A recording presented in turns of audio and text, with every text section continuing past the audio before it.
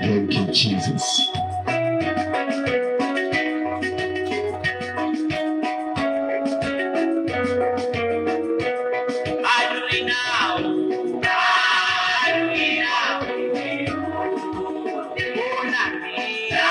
Asante Yesu, unastahili Bwana, unastahili Yesu. Thank you, Jesus. Hallelujah. Hallelujah. Thank you, Jesus.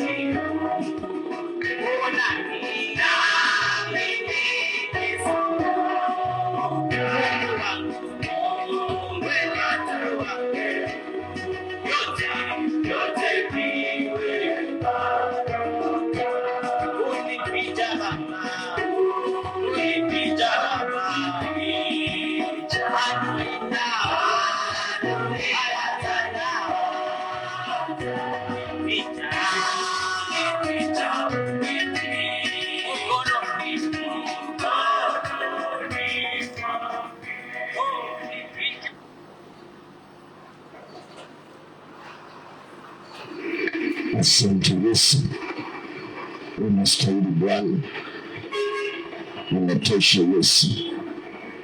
Thank you Jesus. Basi mpendwa msikilizaji, bali pote ulipo, kama sauti na kufikia na kusalimu katika jina la Yesu Kristo, ambaye ni Bwana na Mwokozi wetu, ambaye ametulinda, ametukirimia kibali, nafasi ya kuendelea kuishi, sio kwa nguvu zetu wala kwa uwezo wetu, lakini kwa wingi wa rehema zake tungali tunaishi. Kila sababu za kumshukuru Mungu, kumtukuza, kumwamini, kumtumaini, kumtumikia, kwa maana ndiyo wa kweli na wa pekee. Nimependeza kwamba siku ya leo tuweze kupata nafasi ya kukutana tena kwa ajili ya kushiriki neno lake Bwana. Ndiyo maana ulipo, naomba tu muda wako mchache kwa ajili ya sauti hiyo, zaidi sana kwa sababu ya neno lake Bwana, na itakuwa ni baraka katika jina la Yesu Kristo. Kabla yote, napenda tuweze kumshukuru Bwana kwa njia ya maombi, kwa sababu ya pumzi ya uhai, nguvu za mwili ambazo ametukirimia kuwa nazo. Tunapojiweka mbele zake Mungu, ili aendelee kutulinda, aendelee kutuepusha na yale mabaya, na tukirimia kibali cha kuona yale mema ambayo ametuumbia kwa ajili ya siku ya leo. Kwa imani yote yanawezekana. Napoomba na wewe pia uweze kuchukua hatua ya imani, kuzungumza na Mungu hapo ulipo. Huenda akakusikiliza na akakusaidia, nawe ukashuhudia wema wake Bwana ndani ya maisha yako. Psalms 141 verse number 8 to 10. Alafu tuko tunaomba katika jina la Yesu Kristo. Zaburi 141 mstari wa 8 hadi wa 10. Macho yangu yanakuelekea wewe Mungu Bwana, nimekukimbilia wewe, usiniache bila kinga. Unilinde na mtego walionitegea, na kutoka kwa matanzi ya watenda maovu. Wabaya na waanguke katika nyavu zao wenyewe, wakati ninapopita salama. Tuombe. Baba, katika jina la Yesu Kristo, tunasema ni asante kwa mako na fadhili zako. Asante kwa ulinzi wako tangia asubuhi mpaka masaa haya. Nalibariki jina lako ketie juu. Asante kwa yale umeenda kutenda katika maisha yetu.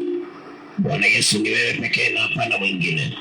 Uinuliwe na utukuzwe. Asante kulinda mali hapa, asante kulinda wasikilizaji. Asante Bwana kwa maana unaenda kutenda mema. Utukufu na sifa zikurudie Jehova. Ndipo tunashuka chini ili kazidi kuinuliwa. Tunakiri ya kwamba sisi bila wewe ni bure. Hatuwezi lolote wala chochote Bwana. Tumejiweka mikononi mwako Jehova. Ukazidi kutulinda katika siku ya leo. Utuepushie yale mabaya kwa maana uweza ni wako. Zidi kutukirimia neema ya kuona yale mema uliyotukusudia Bwana. Kwa maana mawazo yako ni mema siku zote kwetu. Bwana Yesu, jitukuzwe. Jidhihirishe na ukatende mema. Mahali kuna makosa yanazuia msaada wako, tusamehe Bwana, takase. Tuoshe kwa damu yako, tupate kibali machoni pako. Bwana, ukazidi kutuepushia mabaya, kwa maana uweza ni wako Bwana. Napolisikiliza neno lako, unijalie kunena yapasayo na yastahilio ni kwa ajili ya siku ya leo. Atakayesikiliza neno lako, naomba Bwana likampe hekima na maarifa, likamfanya kuwa mwana katika ufalme.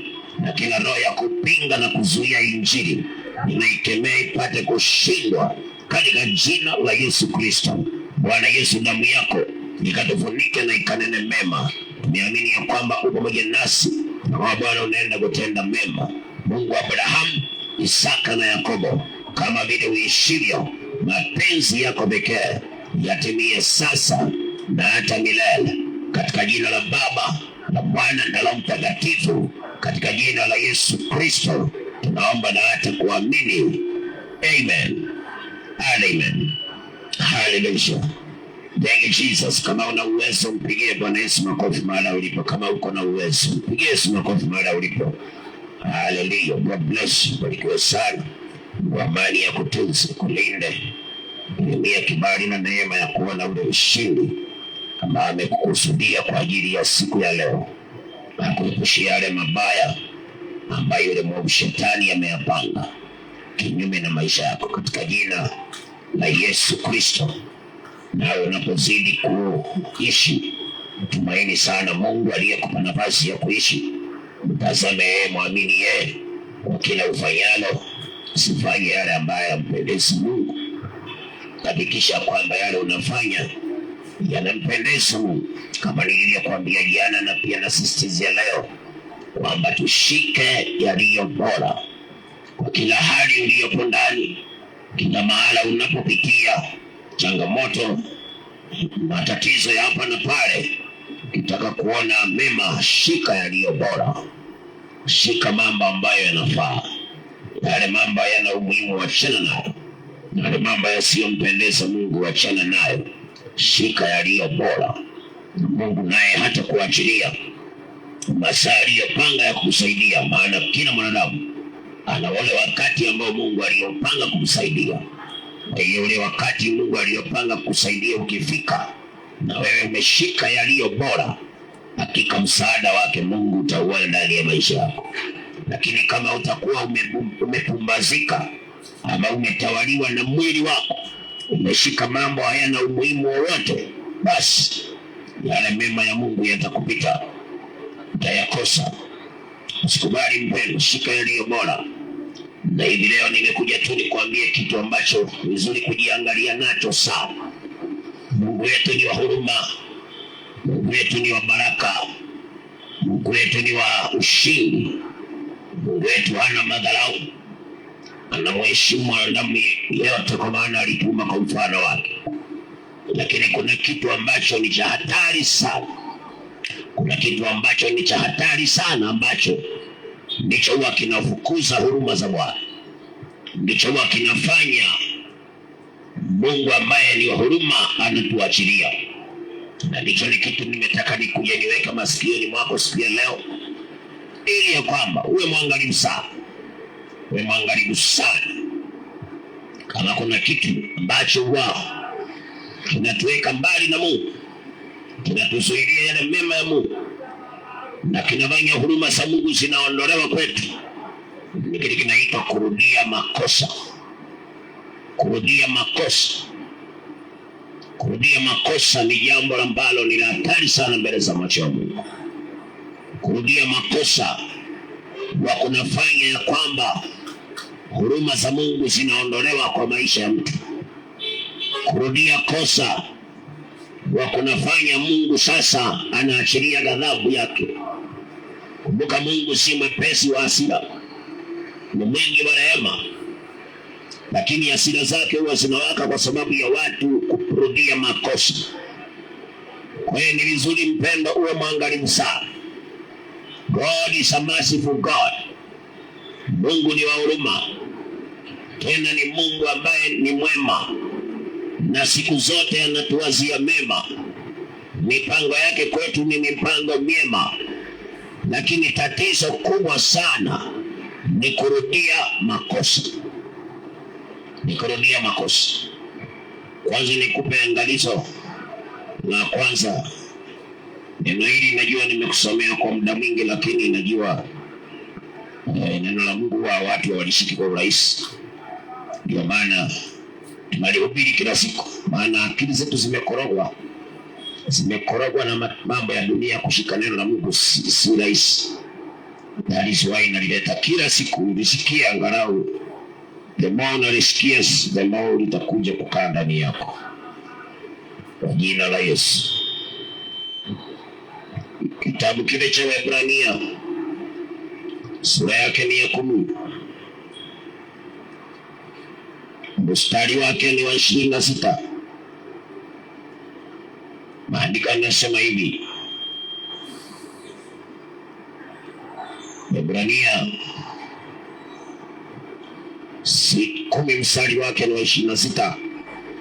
Anasema, maana kama tukifanya dhambi kusudi baada ya kupokea ujuzi wa ile kweli, haibaki tena dhabihu kwa ajili ya dhambi, bali kuna kuitazamia hukumu yenye kutisha na ukali wa moto ulio tayari kuwala wao wapingao.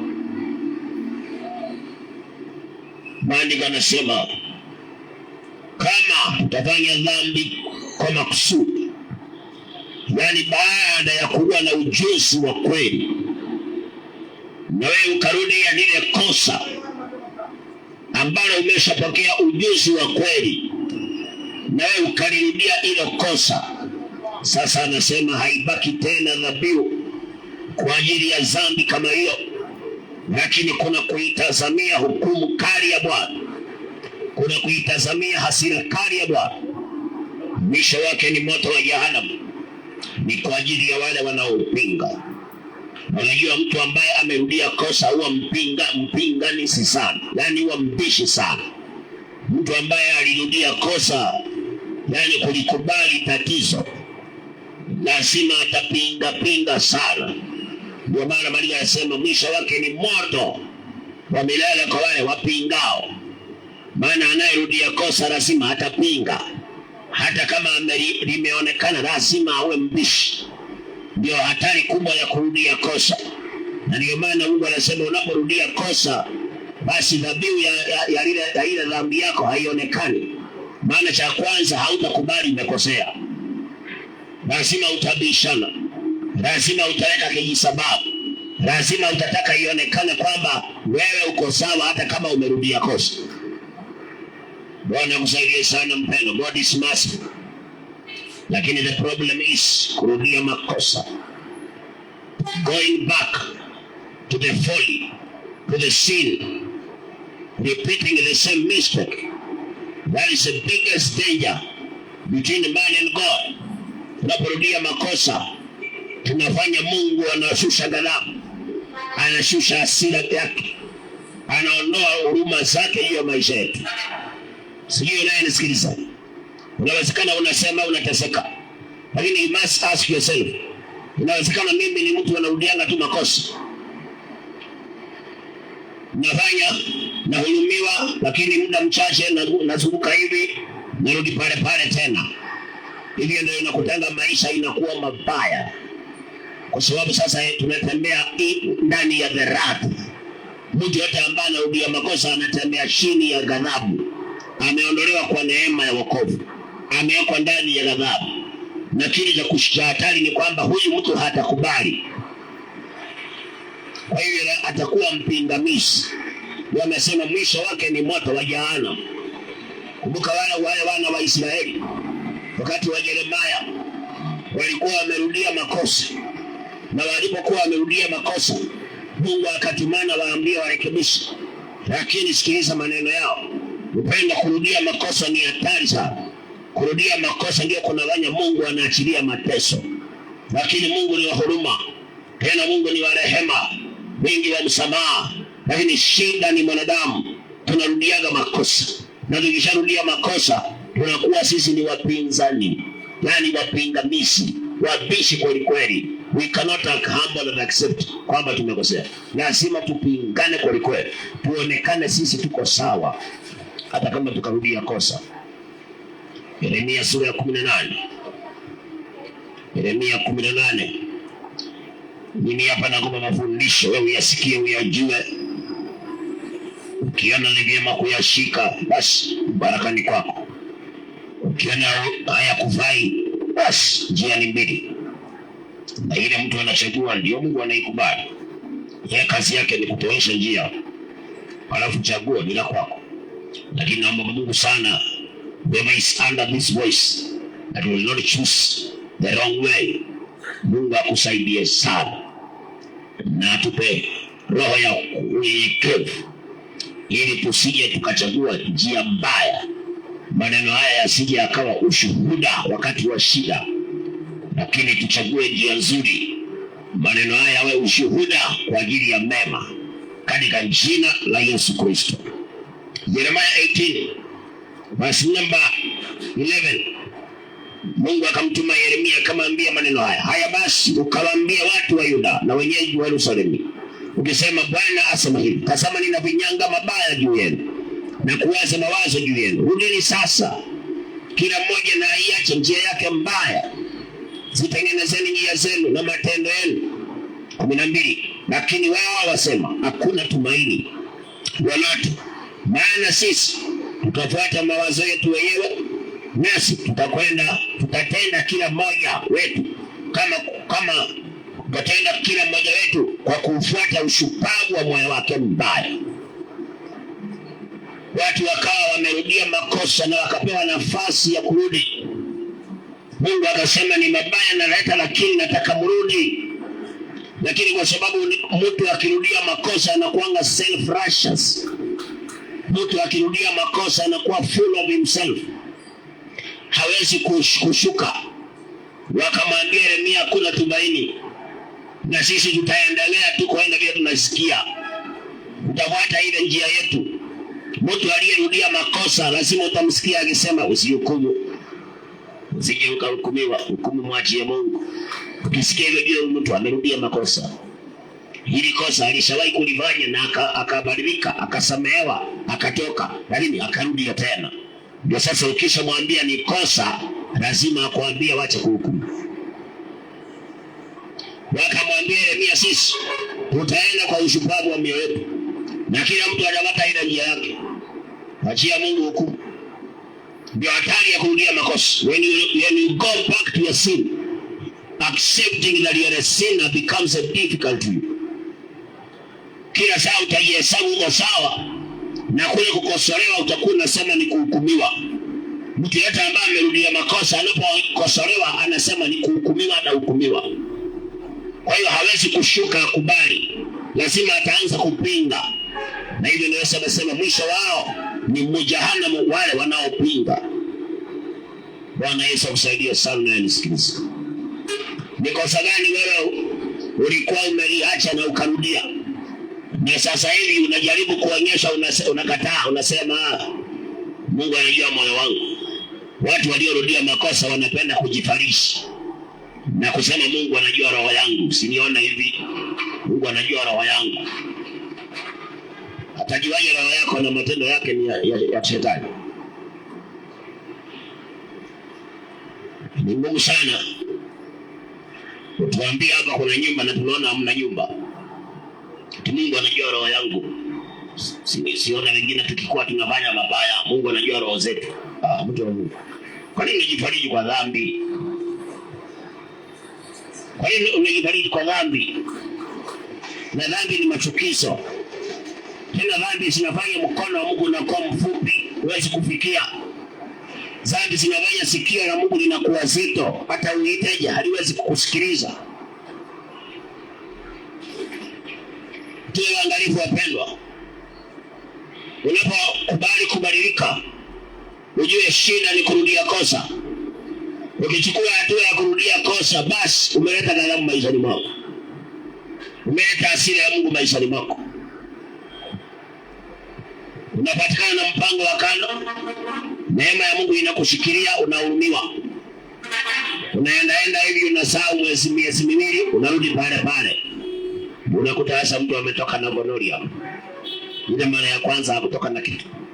Lakini kurudia kosa, Mungu anaona basi huyu mtu, maana kurudia kosa ni kumdharau Mungu. Kurudia kosa ni kumdharau Mungu. Sasa ukimdharau Mungu anaachilia ghadhabu. Hata mwizi ushikwa mara ya kwanza, Mungu akashusha neema, wakampiga tu akamwacha. Lakini mara ya pili amesharudia kosa.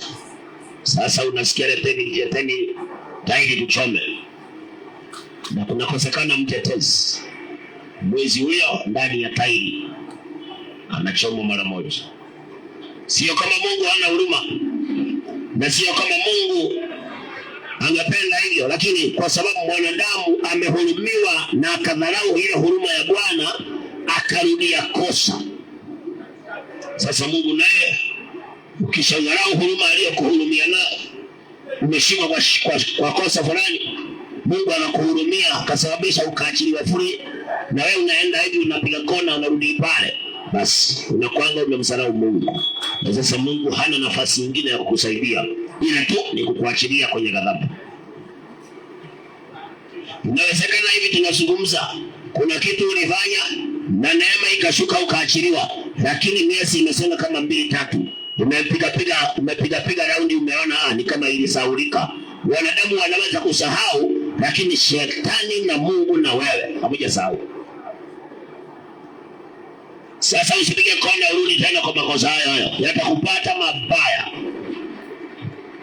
Yesu akasema hivi, kitabu kile cha Mathayo 12, tuache kurudia makosa wapendwa.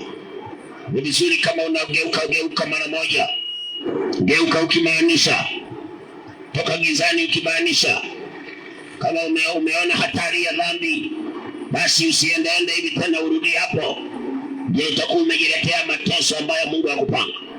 Kama umeona hapa kuna kosa, umejua hapa ni shida, ukisema nimebadilika, basi maintain msimamo wako. Dumisha matamshi yako. Anasema let your yes be yes and your no be no. Kule kurudi nyuma tena ni kumkubali shetani, ni kumkumbatia shetani. Na hapa ndiye Mungu hata ukamuita hawezi tika. Hata ukiona watu wengine wanaombewa na mambo haifanyiki, ni watu waliorudia makosa. Ndio unakuta hata wakiombewa Mungu hawezi kuwa na confidence na wao. Mungu anawaacha. Ijapokuwa ni wa huruma. Kabla nikusomea Mathayo, nisome kwanza maneno Daudi alisema hapo kwanza. Nisikilize kwa makini mpendwa. Kurudia makosa ni hatari sana. Kitabu cha Zaburi 85, Psalm 85 verse number 8. Na nisikie atakavyosema Mungu Bwana, maana atawaambia watu wake amani, naam, na watawa wake pia, bali wasirudie upumbavu tena. Ati Mungu atatangaza amani kwa ajili ya watu wake, atatangaza baraka kwa ajili ya watu wake. Lakini hawa watu wake, makosa ambao wanastahili wasifanye, wasirudie makosa, wasirudi kwa upumbavu. Lakini we have a tendency ya kurudia kosa. Tukipima anga tuone kumetulia, nasema lazima turudie tena. Sasa hiyo ndio inafanyanga Mungu anakasirika, anakuachilia kwa mateso. Lakini Mungu siku zote hututakia mema. Siku zote yeye hututakia amani. Katika ndoa yako Mungu hutaka uwe na amani. Lakini shida wewe ni mwanadamu wa kurudia makosa. Ukishikwa, ukihurumiwa, unazoea. Mke wako ukikosana umpige aende, umwende arudi, unazoea. Sasa next tena unavuruga yeye tena. Ndio shida yetu sisi wanadamu. Tukihurumiwa na Mungu tunasahau huruma za Bwana. We don't take the mercies of God serious. Tunasahau zile huruma za Mungu. We go back to sin. Tunarudi kwenye yale makosa bado. Anasema Daudi alisikia Mungu akitangaza amani kwa ajili ya watu wake, kwa ajili ya wataua wake.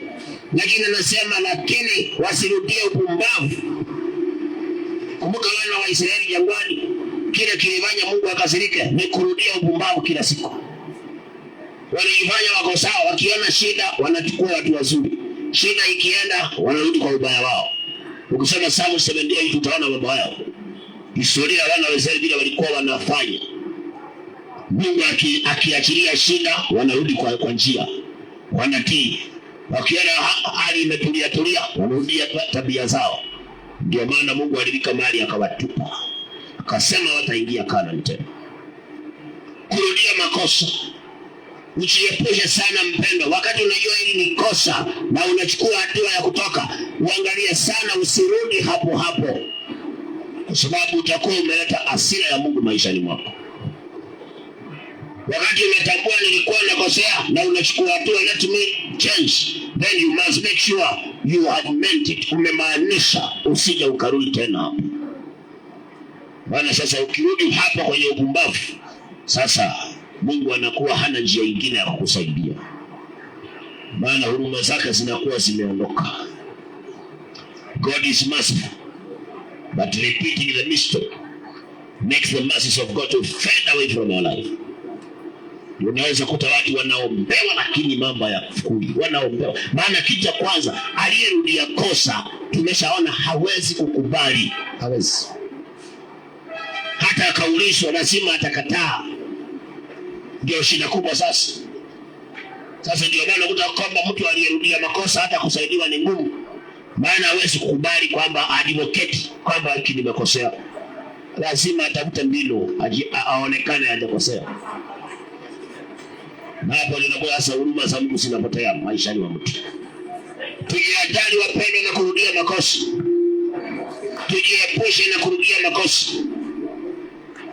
Unapojua hili ni kosa na unapata the grace, unapata uwezo wa kutoka, unahurumiwa, unakuta yale makosa uliyofanya hayakuleta madhara maishani mwako.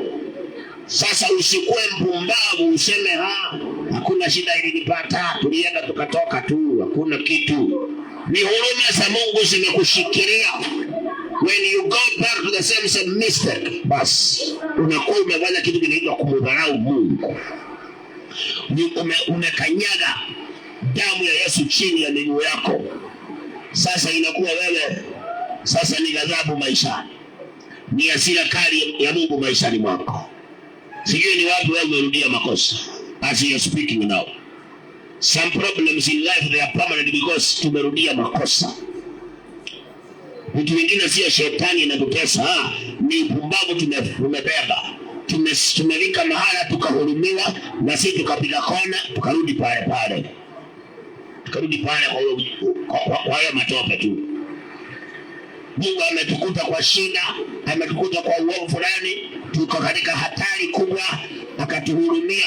Hata watu wengi ambao wamefungwa jela saa hii, ukiwaendea vizuri uchukue historia yao, utakuta kwamba hawa ni watu walikuwa wamepatikana mahala wakahurumiwa, lakini wakarudia upumbavu. Sasa Mungu akawaachilia. Mungu yeye ni wa huruma wapendwa. Hawezi kukuachilia uteseke bure. Ni wewe utakuwa umemchokesha. Lakini Mungu kukuachilia ati uhangaike hata kama umemkosea, he must look for a way to have mercy on you. Lazima atafute vile atakuhurumia usiingie kwa shida.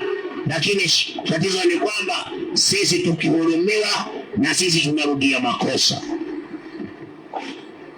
Tukihurumiwa na Bwana tunazoea, narudi pale. Nasema kutenda tu ya kulienda. Hata siku nyingine tuliongea tuna wao wakatuachilia. Nasikia mtu anasema hivyo, tulienda tuko post tukaongea tukaachiliwa. Basi hiyo kama kule kuongea aliongewa akaachiliwa ni huruma za Mungu. Kwa wale Mungu hapendi kuwatesa watu na wala hafurahi watu wakiteseka. Lakini shida ni kwamba anapotuhurumia na sisi tunazoea zile huruma za Bwana, we repeat the same mistake. Sasa huruma za Mungu zinaondolewa. Mtu wa Mungu, jihadhari na kurudia makosa. Jitenge na kurudia kosa. Mungu asingependa ukose amani. Mungu asingependa ndoa yako ishe. Lakini mzee, inawezekana wewe ni mmoja wao, watu wanaorudia makosa. Inawezekana mama ni mmoja wao. Unamtukana mzee, anakufukuza, unakuja unatumana, unaongelesha, unarudisha. Miezi mitatu umeshasahau, tena unarudia kosa lile tena maneno yale. Basi kurudia kosa kunafanya Mungu ana step out of your life. Na shetani naye unajua nafasi akiipata anajua kuitumia, anakuponda kabisa. Kurudia makosa. Anasema Daudi, Mungu yeye atatangaza amani kwa watu wake. Lakini hawa watu wake wasirudie makosa.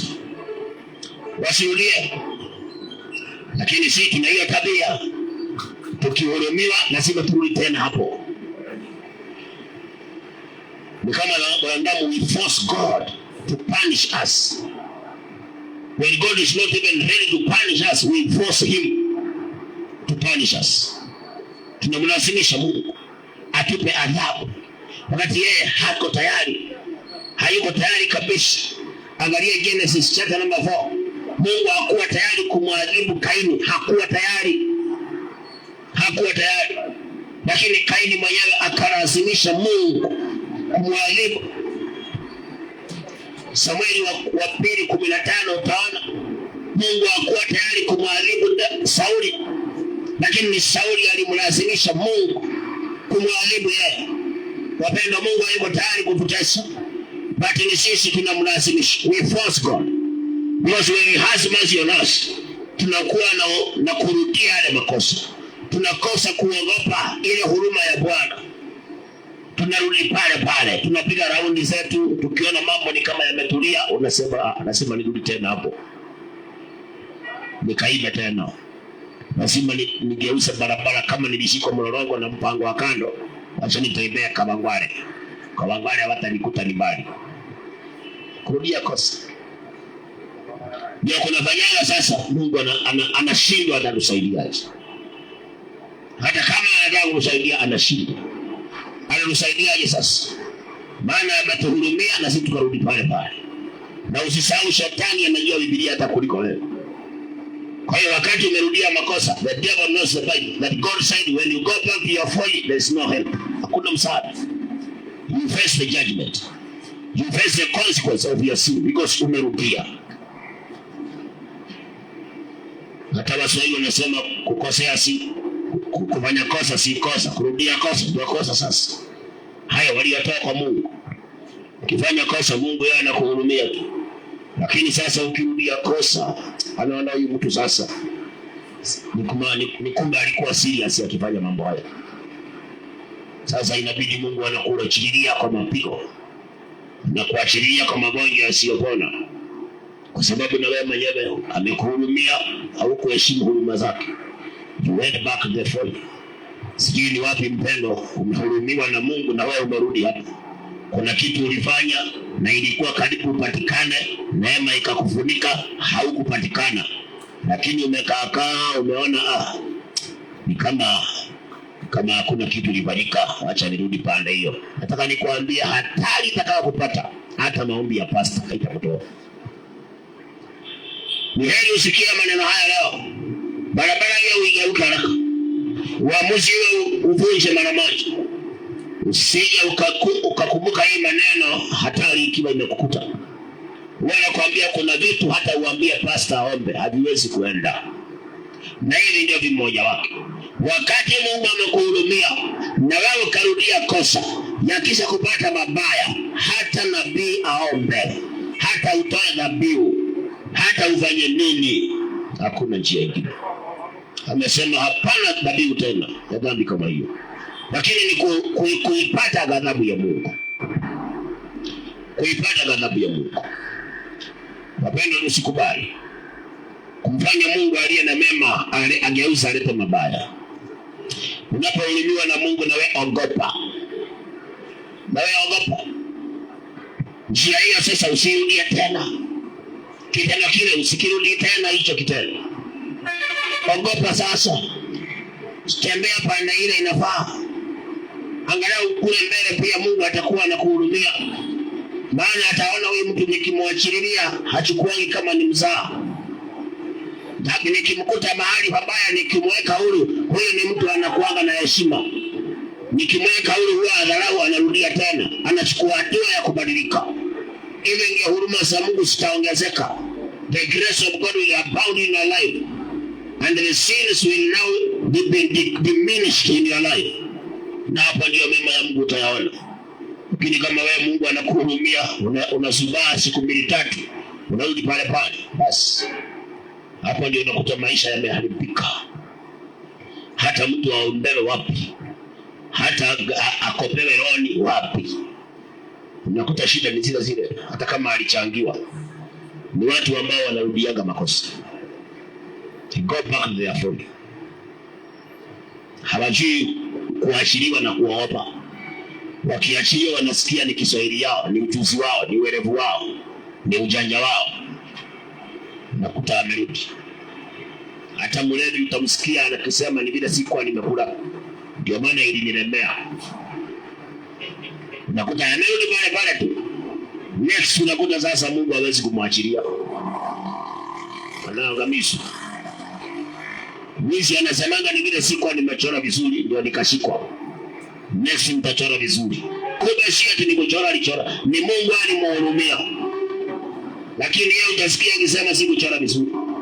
Ni kama masaa niliangalia si mazuri. Sasa anaanza kupanga sasa vizuri. Asielewe hiyo siku nyingine sio kwamba ni kuchora alichora vibaya, ni kuhurumiwa. Mungu alimhurumia. Ili aogope awache wizi. Lakini badala ya kuogopa na kuacha wizi, sasa ni anapanga dili nyingine kwingine. Hapa ndio Mungu analikaga mahali anasikia umemdharau. Akauliza Musa, watanianao mpaka lini? Watupe waondoke mbele yako. Mungu anasema, Mungu akamkataa Israeli. Israeli ambaye Mungu alitumana akisema, huyu ndiye mwanangu mpendwa. Hawa ni watoto wangu. Taifa hili ndio la kwangu. Lakini alivika mahala kwa sababu ya wao kurudia makosa. Akavika mahali akawatupa. Usikubali Mungu akutupe mpendwa. Tuwe na msimamo. Usitembee riba sikia. Tembea ukienda mbele. Na ukienda mbele maanisha. Usisonge mbele na unarudi tena nyuma kwa uchafu. Kama uliamua kuchukua hatua ya kwenda mbele, basi maintain. Usirudi kwa uchafu. Utamfanya Mungu akutupe, akuondokee. Hapendi watu wanaorudi kwa uchafu. Anataka mtu ambaye akichukua hatua amemaanisha. Akihurumiwa anaogopa. Hawezi rudi kwa uchafu ule tena. Bwana Yesu akusaidie sana unayenisikiliza. Wanadamu sisi ni wajanja. Ukishika pande hii unatafuta njia nyingine kwingine. Mzee akinotice uko na mpango wa kando, mnamwambia sasa usiku ukinipigia simu uachaje nini ndio nitakuwa nakupigia. Sasa badala ya kuogopa na kuacha, mnabadilisha tactic. Unakuta kuna mama anadanganya mzee tulikuwa na overtime kazini, kumbe si overtime, ni kutembelea mpango wa kando. Mzee naye anasema kulikuwa na night shift, kumbe hakuna night shift ilikuwa. Ni kugeuza tactic. Akaamua atakuwa anasema kuna night shift, ya akaenda kwa mpango wa kando. Basi siku Mungu atakuachilia ushikwe, hata ulie, huruma itapatikana. Adhabu utaikuta ni ya milele. Tuache mara moja wapendwa. Tuogope Mungu. Paulo akawaambia Waebrania hivi. Alipokuwa anaongea na Waebrania kwa habari ya wana wa Israeli, akawapea mfano wa wana wa Israeli na vile ambavyo walikataliwa lakini akawapa maneno hapa. Sikiliza Waebrania sura yake, hebu nianzie sura ya 3. Waebrania 3:16 anasema, maana ni akina nani walioasi waliposikia? Si wale wote waliotoka Misri wakiongozwa na Musa? Tena ni akina nani waliochukizwa nao miaka 40? Si wale waliokosa ambao mizoga yao ilianguka katika jangwa? Tena ni akina nani aliyewaapia ya kwamba hawataingia katika pumziko lake? Ila ni wale walioasi. Basi tunaona ya kuwa hawakuweza kuingia kwa sababu ya kutoamini kwao. Mstari chapter 4 verse 1. Basi ikiwa ingalipo ahadi ya kuingia katika pumziko lake, na tuogope mmoja wenu asije akaonekana ameikosa. Anasema na tuogope. Na tuogope mmoja wetu asije akaonekana amekosa mema ya Mungu, amekosa mazuri ya Mungu. Tuogope. Usio watu wa kusahau huruma za Mungu. Usio watu wa kujibia kifua. Unakuta kijana amefanya ile, unasema duniani mastingo. Mtu wa pikipiki amefanya mastingo barabarani, kidogo karibu apite na trailer. Mungu anamhurumia, anakopa. Utasikia anasema nilinyonga, nilijua kunyonga vizuri. Sasa anajisifia yeye, hajui ni Mungu alimhurumia. Nasema hapo nilinyonga wewe, karibu niende, lakini kanyonga vizuri kapita. Siku nyingine Mungu anamwajilia. Sasa unakuta amefungwa, mguu amevunjika. Ni kwa sababu alihurumiwa na hiyo tabia yake. Badala aiache, badala aogope awache, akajisifia sana. Kurudia kosa ndio kuna badala Mungu anakuachilia kwa shida, anakuachilia kwa ajali, anakuachilia mahala. Nikwambia kuna vitu vingine Mungu anakuachiliaga ndio tushike adabu. Kwa maana anajaribu kuhurumia watu. Anajaribu kuhurumia, anakuta na wewe unajibia kifua. Unasema wacha aingie hapo. Akimaliza mwezi mzima atashika adabu. Kwa nini unataka Mungu akuweke ndani ya punishment? Si tumwogope Mungu wapendwa. Tukichukua hatua ya kuacha, tunawacha tukimaanisha. Tukitambua tulikuwa tunapotea, basi tunamaanisha. Ukichukua hatua ya mbele, unasema nyuma sirudi tena. Sitamfanyia Mungu mzaa. Wako wengine wakiteseka wanakuja kanisa, wanasubaisha mshetani na Mungu. Wakiona ni kama mambo yamerudi nomo, wanarudi kwa dunia tena. Hizo tabia mpendwa, ndio huwa zinaleta mateso, ndio huwa zinaleta vilio ndani ya maisha. Ni vizuri mpendwa msikilizaji, uwe mwangalifu. Usikubali kuwa mmoja wa watu ambao wanarudia makosa. Jaribu kuwa serious. Jaribu kuogopa Mungu. Kwingine hata kama wewe uogopi watu, ogopa Mungu. Fear the Lord. Kwa sababu Mungu ndiye ako na maisha yako. Uache kurudia makosa. Unaua maisha yako mwenyewe. Kuna watu wanasemanga narudia makosa ndio nimfundisha. Hakuna mtu unafundisha, unaharibu maisha yako wewe mwenyewe. Kimtamshikisha adabu. Hakuna mtu unashikisha adabu, wewe ndio unajiharibia maisha. Na sio mbali, utalia. Na kilio chako hakuna mtu atakisikiliza. Tuogope Mungu wapendwa. Let us fear the Lord. Ukipata chance umetoka mahala, unaogopa Mungu, unasema sirudi tena hapo. Unaponyoka kifo kwa tabia fulani, kwa maneno fulani, unastahili kuwa na uoga. Unaogopa, unasema sitarudia tena hivyo. Hapo ndio Mungu naye anakuwa na wewe sasa. Anakushika mkono, maana ameona mtu ambaye hayadharau huruma zake. Lakini watu wengi, Mungu akikutoa mahali unajibia kifua, unasema ni wewe. Ukipeleka posti, neema ishuke utoka, unasema ni wewe, unajua kuongea. Sasa ukirudi mtaani, tabia ni ile ile. Unasema huko tumezoea, huko tunaendeka tunapiga Kiswahili tunatoka. Ni sawa, Mungu atachoka na wewe. Utaingia huko na sasa Mungu achoke. Utapiga ile Kiswahili unapiganga. Utastuka ukiambia miaka 20. Na tuko sana yenyewe hakuna. na jaji amekauka anakuambia 20 years, utakuwa mgeni wana. Tuogope wapendwa, tuache kurudia makosa. Kurudia kosa ndio kuleta hasira ya Mungu maishani. Kurudia kosa ndio kudanganya, hali inakuwa mbaya. Inakuwa mbaya zaidi. Kiasi hata ukiangalia nyuma yako unakuta nyuma kulikuwa kuzuri, huku mbele kumeharibika. Kumbe ni kwa sababu ya wewe kurudia makosa. Wakati unaona maisha yako imeharibika kuliko nyuma, ujue tatizo ni wewe. Wewe ndio unarudia makosa. Mungu alikuhurumia na wewe unasalau. Badala uwape ndio unajibia kifua. Unasema turudi tena pale au uchafu. Ndio unakutanga sasa maisha yanaanza kuwa mabaya kuliko nyuma yake. Tuache kurudia makosa wapendwa. Tumwogope Mungu. Tumwogope Mungu. Na tuweze kuheshimu huruma za Mungu. Akituhurumia tusijibie kifua na kurudi kwenye uchafu. Akituhurumia na sisi tumwogope na tukimbia dhambi, tukimbia uovu. Heri kusarauliwa na watu lakini kuheshimiwa na Mungu, kuliko watu waseme wewe ni mnoma, alafu kesho ukilazwa hospitalini wale walikusema wewe ni mnoma hautawaona.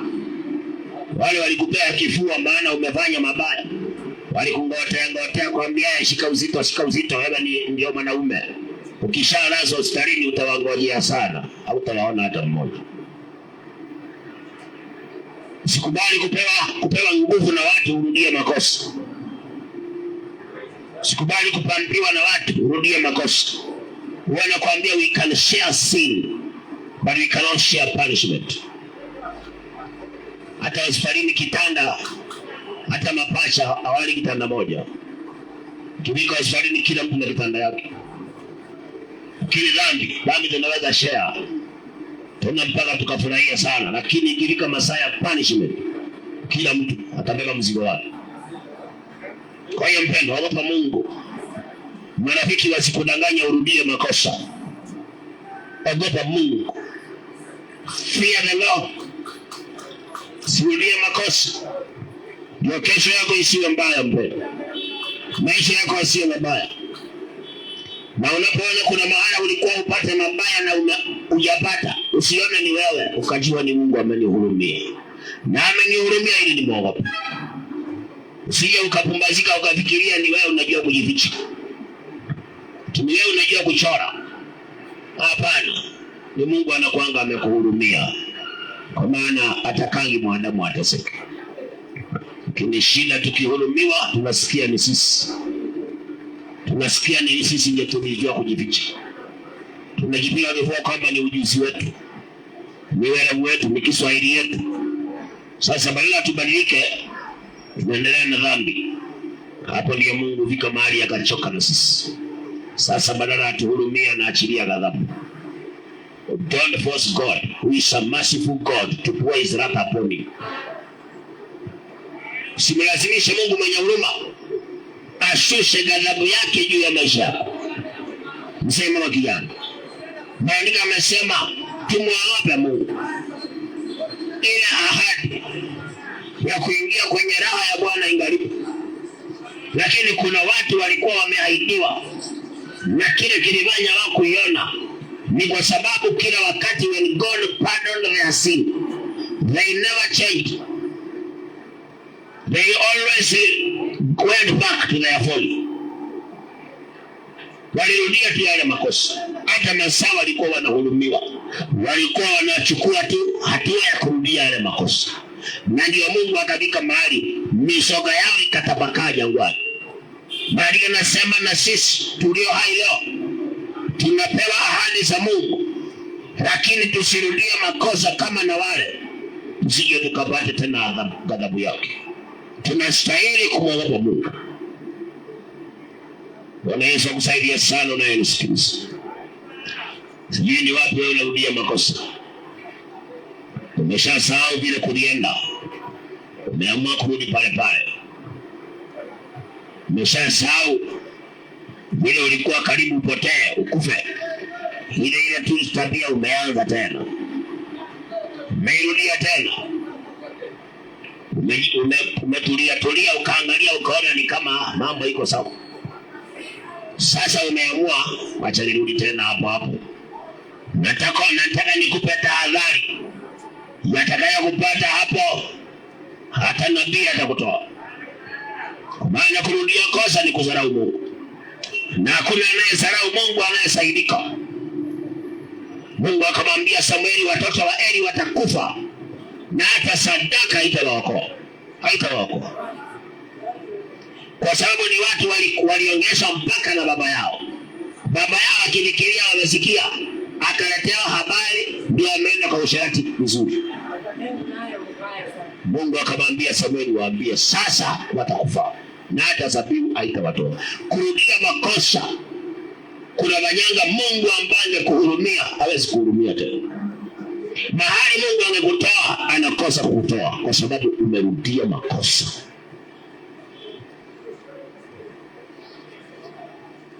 Yashike hayo mpendo, na uwe mwangalifu kwenye kutembea kwako na kuishi kwako, pilika zako za maisha. Basi angalia sana, usiwe mtu wa tabia ya kurudia makosa. Unapohurumiwa na Mungu usizarau huruma zake. Usijipia kifua ukasema ni werevu wako, ukasema ni ujuzi wako, ni Kiswahili ulipiga. Hapana, ni Mungu amekuhurumia, muogope. Ndio kesho yasikupata mabaya. Ni Mungu amekuhurumia. Via simama upande wake. Shika yale yaliyo bora, tenga yale yanayofaa mbele za macho yake, ili zile huruma amekupea zilete baraka zake. Zile huruma amekuwekea zikafungue milango ya mema ndani ya maisha yako. Bwana Yesu akusaidie sana. Kama kuna shida uko nayo, unafaa kujiuliza, hii shida ilitokana na mimi kurudia makosa? Kama kuna jambo linakulemea maishani, hali fulani imekuwa nzito, unafaa ujiulize, inawezekana hii ni mimi ndio nimerudia makosa, ndio maana Mungu ameniachilia kwa hii? Inawezekana nimerudia makosa. Vizuri kujiuliza. Kama tumerudia makosa, turudi kwa Bwana tena. We go back to the Lord, tuweze kutubu. Yesu mwenyewe alisema hivi, Mathayo 12. Usome vitabu hivi ni kuacha utafakari. Na pia uangalie ile hatua unataka kuchukua. Ni kurudia, unataka kurudia makosa. Ile mpango uko nayo mpendo, ni kurudia, unataka kurudia makosa. Ile uamuzi uko nao na wale mabeshte zako. Inawezekana Mungu anakuangalia na shida, kwani mtu ameshasahau hii ndio ilikuwa ilimtoa uhai. Ameshasahau hii tabia ndio ingemfunga jela. Ameshasahau hii tabia ndio ilifukuza mke wake. Tena ndio huyo ameirudia. Inaweza kuwa ni hasara. Bwana Yesu akusaidie sana. Tunaogopa Mungu wapendwa. Mathayo 12 mstari wa 43. Nasema pepo mchafu amtokapo mtu kupitia mahali pasipo maji, akitafuta mahali pa kupumzikia asipate. Halafu usema, nitarudi nyumbani kwangu nilikotoka.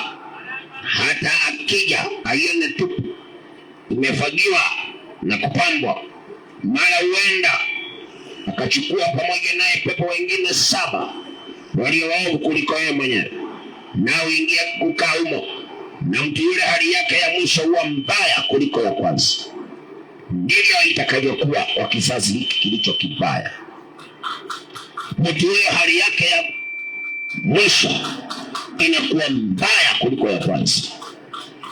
Kurudia kosa, kuna waya hali inakuwa mbaya kuliko ile ya kwanza, kwa sababu ya kuhurumiwa na Mungu. Na wewe unapumzika, unarudi pale pale, unarudia yale makosa. Sasa inafanya hali yako ya mwisho inakuwa mbaya kuliko ya kwanza. Kwa nini uharibu maisha yako mpendwa? Kwingine tunawafurahisha watu lakini tunaharibu maisha yetu. Kwingine tunapata sifa za wanadamu lakini tunaharibu maisha. Kwingine tunajitengenezea urafiki na watu lakini tunaharibu maisha yetu. Maana vitu tunavyofanya tunarudia makosa. Tabia tunazoshiriki ni tabia zingetutesa mahala. Rehema za Mungu zikashuka, tukakombolewa. Lakini tunarudia makosa tukiwapendeza wanadamu.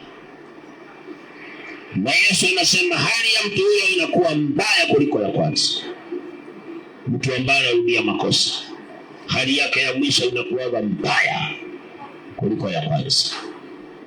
Bwana Yesu akusaidie sana mtu wa Mungu.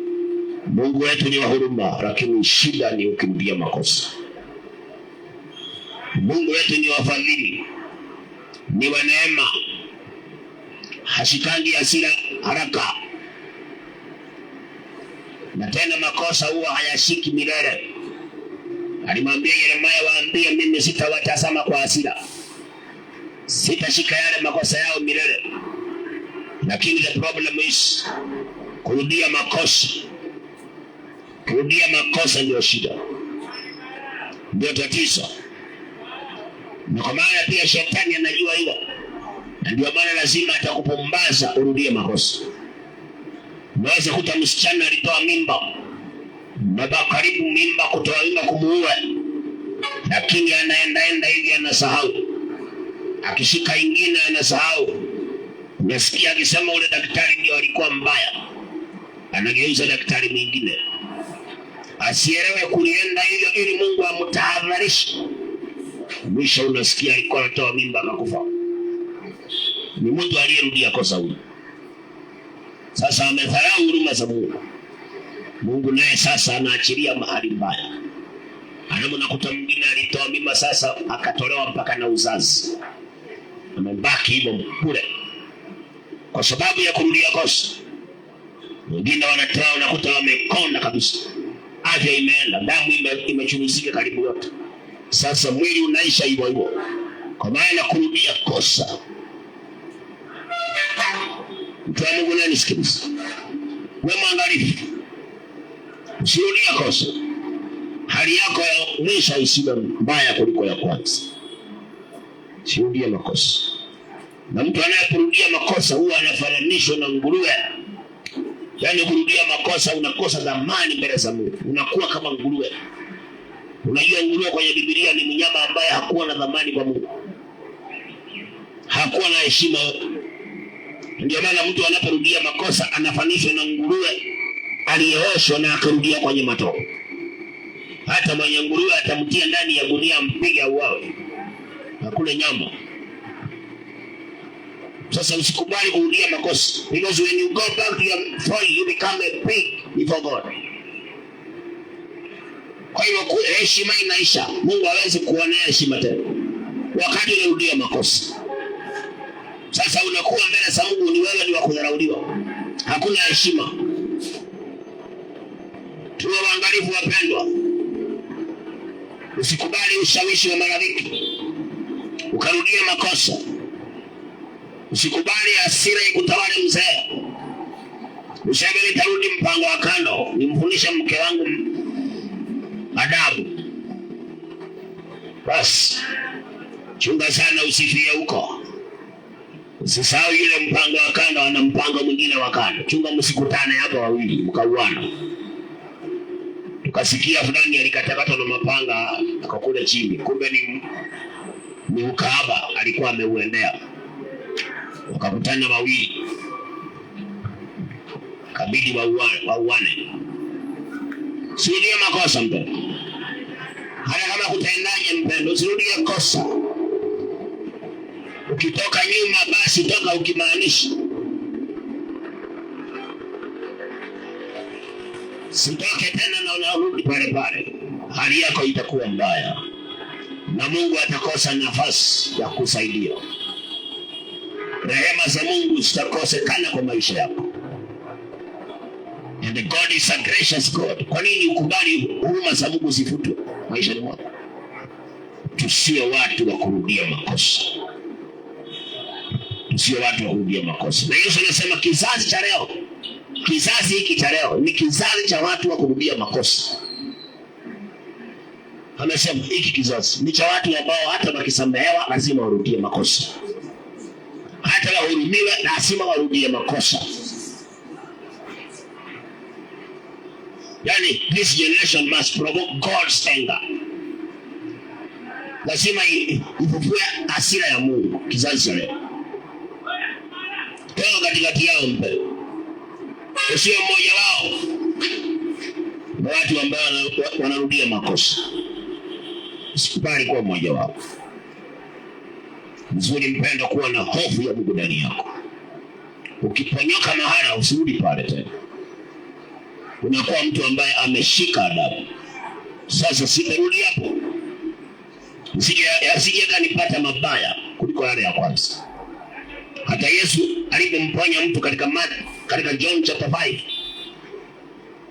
Alipomponya mtu akamwambia, angalia umekuwa mzima, usitende dhambi tena. Hebu niangalie msalio ni kuacha nao.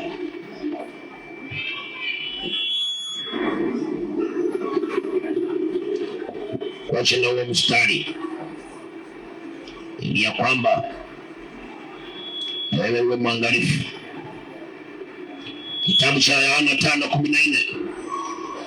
Baada ya hayo Yesu akamkuta ndani ya hekalu, akamwambia, angalia umekuwa mzima, usitende dhambi tena, usije likakupata jambo lililo baya zaidi. Yesu akamkuta mtu ambaye alikuwa amegonjeka kwa sababu ya dhambi zake, lakini sasa akamponya na akamkuta kanisani siku nyingine. Akamwambia, angalia umekuwa mzima, usirudie dhambi tena. Kwa maana ukirudia dhambi yatakupata mabaya kuliko yale ya kwanza. Kwa nini Yesu alimpea hii tahadhari? Kwa sababu Yesu alikuwa ameshasema kizazi hiki ni kizazi cha watu ambao hata wakisaidika lazima warudie makosa. Hata wakipewa rehema lazima warudie makosa. Yani wanasemanga lazima tusikilia kwa mwili. Tusiposikilia kwa mwili hatuwezi kacha. Ndio kizazi cha leo. Ndio nakuta mambo yamekuwa mabaya.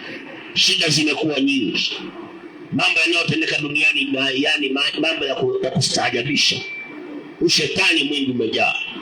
Kwa sababu sisi tunarudiana makosa. Hata mahali Mungu ambapo hakutaka tuingie, anakuja tuliingia hapo. Sasa inakuwa sasa shetani anapata nafasi, Mungu naye anatuondokea. Mtu wa Mungu, hata wewe na kuachia maneno hayo, nimekupa injili. Injili ni uhai. Hata mimi nakuambia kwa maneno niliyokuhubiria leo, sasa umekuwa mzima, usirudie dhambi tena, yasikupate mabaya kuliko yale yaliyokukuta. By the special grace of God, mimi nafika hapo sikia leo. Aliyeandikiwa kusikia, najua amesikiliza. Ombi langu ni kwamba Mungu atusaidie. Tusiwe watu wa kurudia makosa. Mungu tu atusaidie. Atupe neema. Tusiwe watu wa kurudia makosa. Akituponya mahala unakuwa na uoga. Tusirudie makosa ili kesho isiwe kesho mbaya. Mbele yetu kusiwe na mateso mazito, lakini tukaone rehema za Bwana, amani yake na yale mema aliyetupangia. Bwana ulipo, tuamini tuombe. Baba, katika jina la Yesu Kristo, asante kwa neno lako la siku ya leo. Asante kwa wale ulikuwa umekusudia wasikilize. Ninaamini Bwana kusudi lako limeshatimia. Nami nakuomba Bwana uliongezee neno lako nguvu na ulipambanue ndani ya wasikilizaji, wakalielewe kuliko vile nimeongea, kiwango cha kuchukua hatua inayostahili. Na sifa na utukufu tutakurudia Bwana.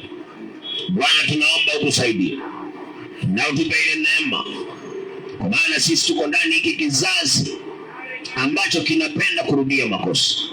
Lakini utupe neema tusiwe watu wa kurudia makosa, bali tuwe watu wa kukuogopa wewe na kushika hatua inayofaa katika jina la Yesu. Yale mateso yametupata kwa sababu tulirudia makosa, tukadharau huruma zako. Bwana, ni kwa upumbavu tunaomba msamaha. Tusamehe Bwana, na vile vifungo utufungue, yale magonjwa utuponye, na vile shida ukatatulie. Bwana, uwezo ni wako. Tamalaki mahali hapo, zidi kulinda maeneo haya, linda kila kazi, na ukabariki kila mfanyikazi. Bwana, ukazidi kuonekana. Waliookoka wasimamisha, wasiookoka Bwana wewe unaweza. Usipovuta mtu kwako hawezi kuja. Ukazidi kuwavuta kwa wokovu, wakalikia hatua ya wokovu, na sivyo sitakurudia Bwana. Masaa yaliyo mbele tunaomba baraka na amani. Tunakataa mikasa na mikosi, miinuko yote ya kishetani, majali barabarani, kivyote kimepangwa na mwanadamu kinyume na maisha ya mwingine, kimurudia mwenyewe mara 7 katika jina la Yesu Kristo. Damu yako itufunika na ikanene mema. Asante Bwana, kwa maana umesikia na umetenda. Mungu wa Abrahamu, Isaka na Yakobo, kama vile uishivyo, mapenzi yako pekee yatimie sasa na hata milele, katika jina la Baba, la Mwana na la Mtakatifu, katika jina la Yesu Kristo tunaomba na hata kuamini. Amen and amen. Hallelujah. Thank you Jesus. Kama uko na uwezo, mpigie Bwana Yesu makofi mara ulipo. Kama una uwezo, mpigie Yesu makofi mara ulipo. Hallelujah. God bless you. Barikiwe sana. Kwa amani ya kutunza, kulinde. Uliyosikia weka ndani yako, yafuatilie sana, yatafakari sana, na pia uyafanyie kazi. Usiwe mtu wa kurudia kosa, na kuwa mtu ambaye anakuogopa Mungu. Anapokuhudumia na wewe unakuwa na kumwogopa, ili ya kwamba mbele yako kusitokee mabaya, bali kutokee mema. Wanaopatikana mtandaoni, wewe tunaweza tu kutupata wewe Kenya.